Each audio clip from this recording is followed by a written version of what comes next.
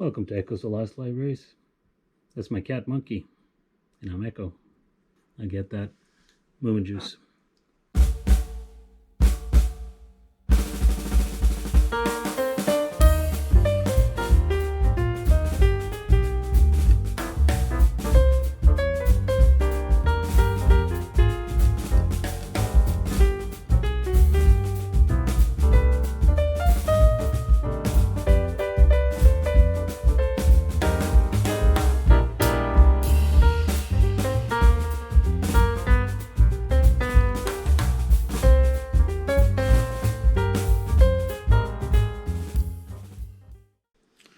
So, first I want to talk about Under the Sign of the Labyrinth by Christina Tudor-Sideri.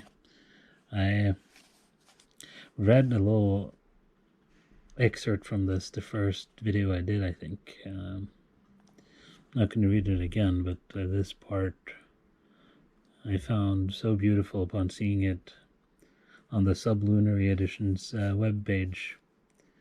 And I think that Sublunary is proving again and again that they put out really high quality works, and it's a little sad to have to live with the shipping rates to Europe, but there are lots of gems there that are worth spending a little extra having them shipped. I find this in particular be a truly wonderful work.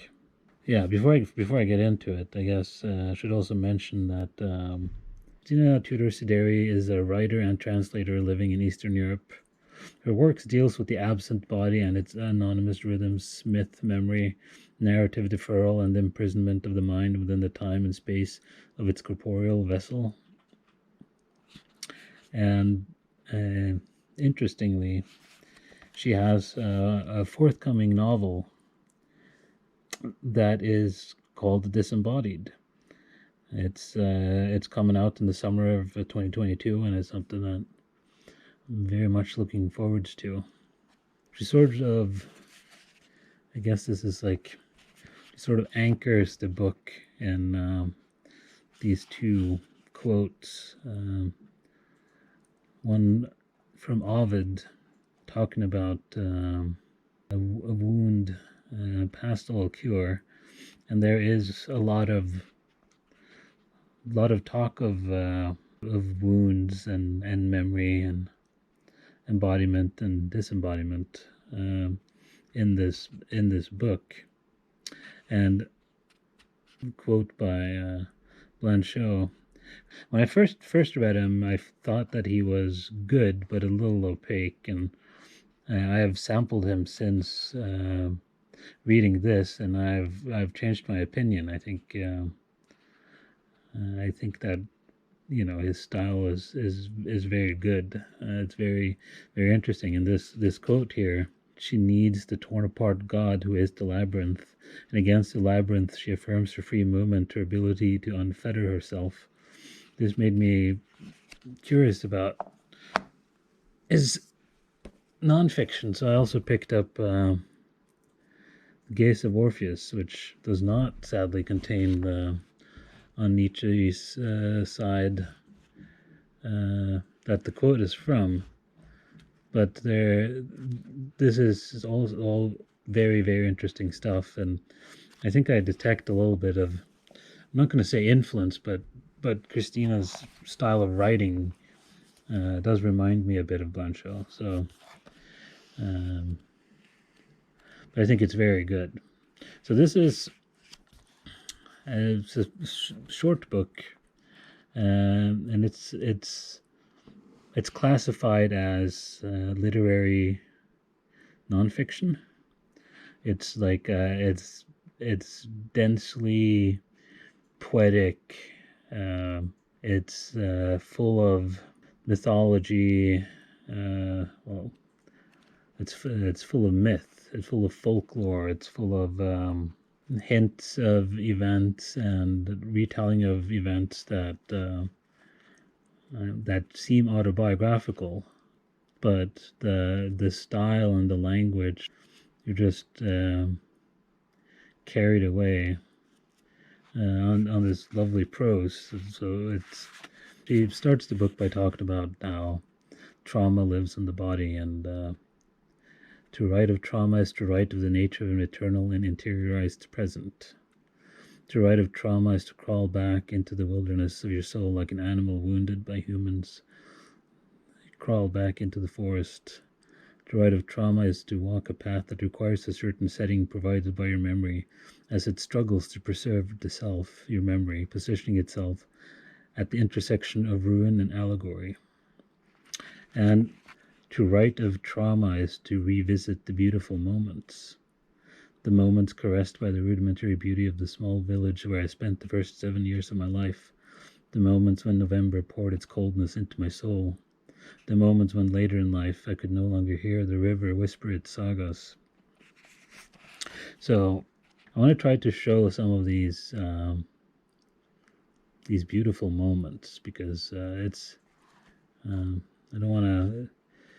It's a very quick read, so I don't want to give away too much. I just want to leave you with an impression that this is it's a dense work with a lot of ideas that are expressed in beautiful language, and it appears to me to have been a difficult life, but that the product of the process of this life so far is it's a very interesting and engaging person who has very good sensibilities, very good aesthetics. The way she refers to art and literature and music, movies, it's all very inviting. This is I wouldn't necessarily want to have lived this life, but I would very much like to think the thoughts of this brain. And this book allows us to visit it for at least for a short while. I want to read a couple of passages. So there's an allusion to a psychotic episode or an auditory hallucination. 16, the first time I heard a voice inside my head. I remember the words as if I were hearing them now, and the rustling of falling city leaves, yet that is not relevant in helping me search for the root I longed to pluck from the earth that raised me. It was not the message it carried that made me choose the path I chose. Those words did not map my future steps. It was the immediate departure that governed my thoughts for years to come. Feeling deserted by my own insanity while not yet sane. Absence. It was not difficult to search for it. It was not difficult to put myself in situations that would require the presence of a voice inside my head. I searched for it in books, on forest trails, in music, in the sound of the sea, in the seams of the clothes that tore off when I felt that was the only control I was bestowed with.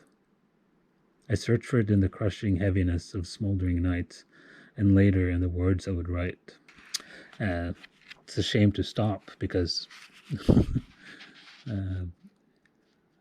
I would prefer to read the whole book to you. I'll return to a bit about how it ends. The voice never returned, and its words faded with time. Perhaps the voices that I thought had transported inside me, the dead voices, perhaps they were the monsters with mighty teeth, gnawing at my flesh from within when I needed it the most. It was around that time, and illo tempore, as the gospel taught me, that I abandoned my mother tongue, for I knew of no other way to retreat from language. I knew of no other way to walk in silence alongside the absence of all sound. I started writing what I would later call interrupted manuscripts, one for each time I needed a voice that it did not return. You have been marked by Kronos, a folklore book chanted from my pile, to walk along a stream with a dead poem in my head. I would come to know greater agonies. Of looking back, there's an episode towards the end where she talks about a couple where the husband dies, and the woman grieves him very much and loses her mind at some point. And I think it's very interesting how she describes how nobody but her seemed to remember the person this woman was. When she was this kind and generous woman in the village, everyone else just shunned this woman, and even Christina's mother wanted her to recoil and to pull Christina away from her. And but when she was taken away from her house, likely to be sent to a sanatorium, Christina is the mother sees in the eyes of this woman for a second the sort of woman she used to be, and it's really, the whole thing is very beautiful and beautifully written and touching. If the soul of the poet is a tomb, then poems are nothing but compositions of fleshless cadavers, plants, insects, and the ever-blazing fires of rottenness, spiders, serpents, and roses amid stanzas and memories of walking barefoot on the putrefying floor of the forest. Heat and hunger engulf the night as corpses emerge from the silent voice of pouring rain. I could, every page has sections like this. It's so, yeah, that's what I'm saying. It's very dense. There's so much writing in this this short book, and I mean that in as a compliment, not as it's overwritten, but it's just full of just these sparkling, beautiful passages, and yeah, and it shows a strong life story revealed through these digressions and meditations on memory and trauma, and very interesting view of the village and Romania and their literature and folklore. You should go to Sublunary Editions and order this and take a look at what other stuff they have. If you read some of the other Sublunary Editions, then please tell me about them, and if any of the books impressed you as much as this one impressed me. Yeah. And on to Pascal Quignard. The second book I wanted to just briefly talk about and read a couple of excerpts from is The Rowing Shadows by Pascal Quignard. This is book 1 out of a series of 5. Pascal is quite prolific. There's a lot of stuff of his, and quite a lot in translation as well. And what this book is, it's very fragmentary, but there are fragments here of very interesting writing, and there are examples of beautiful writing. There are some fragments that sort of echo as motifs. Some parts that are deliberately repeated to sort of anchor you to what he's talking about. But some fragments just appear and dissipate, just leaving a certain sweetness in you. The crowing of the cockerel, the dawn, the barking of dogs, the gathering daylight, a man rising, nature, time, dreams, lucidity. Everything is fierce. I cannot touch the colored covers of certain books without feeling a painful sensation rise within me. A body once liked reading them better than it liked me. A young German woman looked after me until I was 2. The fact that she read by my side robbed me of the joy of being near her, because it seemed that she wasn't at my side. She wasn't there. She was already gone. She was elsewhere. In her reading, she inhabited another kingdom. My throat suddenly tightened, bringing back those hours when I couldn't yet speak. These fragments that I alluded to concern love and death, sensuality, sex, the body, and actual shadows, as well as these that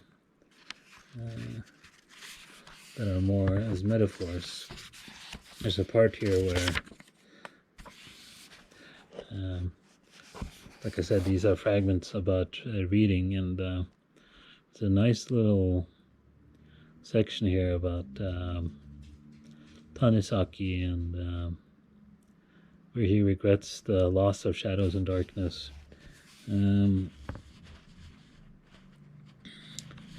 This sort of nostalgia.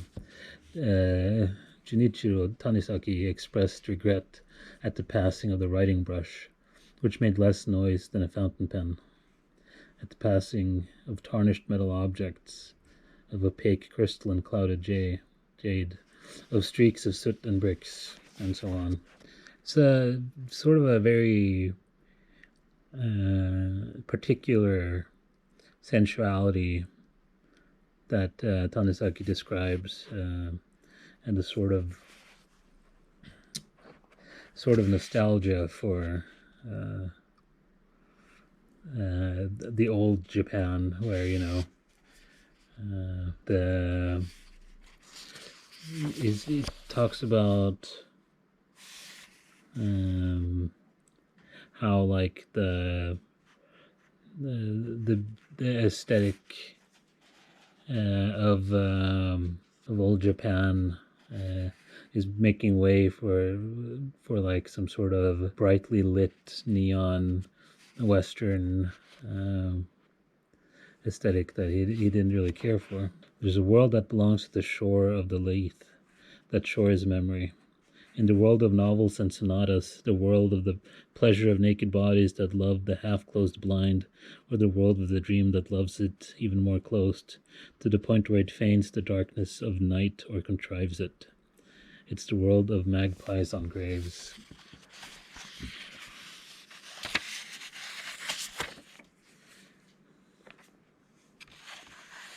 In August 1999, I unloaded 6 cases of Epineux on the banks of the Yonne and 2 grey jute mail bags filled with books. I dragged them onto the lawn. It was a good start to the summer. I had to hope I would see no one. Not a man, not a child, not even the wasps. Not even the enormous, frantic beetles when you're reading on the sun lounger that's been pulled on the lawn or dragged further off into the chubby white flowers of the clover patch. Not even the field mice pitter-pattering in the dust of dry attic floorboards as you're falling asleep. Not even the female mosquitoes that bite you suddenly while you're dreaming. Not even within your dreams, and worse than female mosquitoes, memory. The earth has been turning for 3,500 million years. Humanity has lived for 1 million years. The history of human civilization has lasted for 10,000 years, without being either continuous or evolutionary. The civilized, artistic, noetic, literary part is only an imperceptible fraction of the species Homo. Imperceptible by the species itself as a general rule. There have been only a few works, a few objects, a few sounds, a few books, a few walls glimpsed by a few human beings who, from time to time, bow reverentially to them. Having closed the blinds and pulled the hook towards him, he sat down in the shadows, between the wooden shutter and the harpsichord. He said, "I've already forgotten the eyelids that are raised and opened wide to see. Gone from my memory are the dresses and wonderful scents that surround the young women and are borne around them. Forgotten are the galleys casting off in the distance, and the dazzling sunlight falling on the tiny oars and the tiny sailors. I compose lessons in darkness for candles I extinguish. I hear ghostly lamentations of dying gods. So yeah, both of these books have been wonderful and sort of exactly what I needed right now. I think that Under the Sign of the Labyrinth, I think I can just recommend without hesitation. I think this book is you have to. I feel like Pascal does a good job of allowing you to patch together the insights yourself, but it is very fragmentary, and it has also very good list of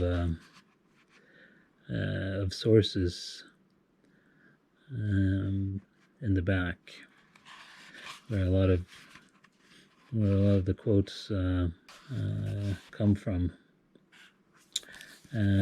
This is not for everyone, but I think that if the fragments I read sound interesting and you appreciate that sort of, also a very good book. So yeah, go read Pascal Quignard and Christina Tudor-Sideri. Thanks for watching.